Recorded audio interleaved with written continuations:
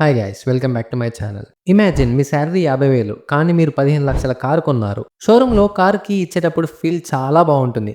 కానీ కొన్ని నెలలు గడిచాక ఈఎంఐ కట్టడమే బర్డెన్ అయిపోతుంది. మంత్లీ బడ్జెట్ క్లాష్ అవుతుంది, సేవింగ్స్ నిల్ అవుతాయి, టెన్షన్ స్టార్ట్ అవుతుంది. ఇదే చాలా మంది చేసే బిగ్గెస్ట్ మిస్టేక్. లోన్ తక్కువ ఉండాలంటే, ఫ్యూచర్ ఫైనాన్షియల్ ప్రాబ్లం రాకుండా ఉండాలంటే 24-10 రూల్ ని ఫాలో అవ్వాలి. అసలు ఈ రూల్ ఏంటో నేను ఈ వీడియోలో క్లియర్ ఎక్స్ప్లెయిన్ చేస్తాను కాబట్టి ఎండ్ వరకు చూడండి. అసలు 24-10 రూల్ అంటే ఏంటి? 20 అంటే 20% డౌన్ పేమెంట్. మీరు కార్ తీసుకోవాలంటే కనీసం 20% మన దగ్గర ఉన్న లిక్విడ్ క్యాష్ తో మనీ పే చేయాలి. ఎగ్జాంపుల్ 10 lakhs రూపీస్ కార్ అంటే అందులో 2 lakhs రూపీస్ ఓన్ మనీతో పే చేయాలి. జీరో డౌన్ పేమెంట్ ఆఫర్స్కి ఓకే అంటే లోన్ ఎక్కువ అవుతుంది.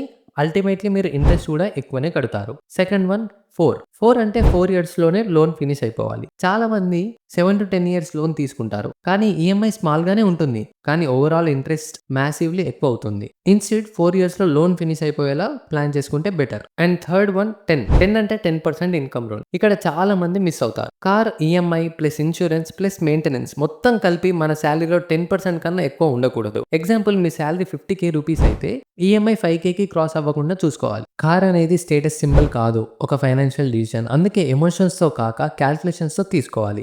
ఈ 24-10 రూల్ ఫాలో చేస్తే కార్ లోన్ వల్ల ఫైనాన్షియల్ స్ట్రెస్ పడకుండా హాయిగా ఎంజాయ్ చేయొచ్చు. ఫ్యూచర్ గోల్స్ కాంప్రమైజ్ చేయాల్సిన అవసరం ఉండదు.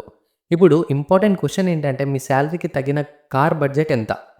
ఈ 24-10 రూల్ ఫాలో చేస్తారా లేక ఈఎంఐ ట్రాప్లో పడతారా? కామెంట్లో షేర్ చేయండి. ఇలాంటి smart finance and money tips కోసం లైక్, షేర్ చేయండి. అలాగే ఛానల్ని సబ్స్క్రైబ్ చేయడం మాత్రం మర్చిపోకండి. Thanks for watching guys. Thank you.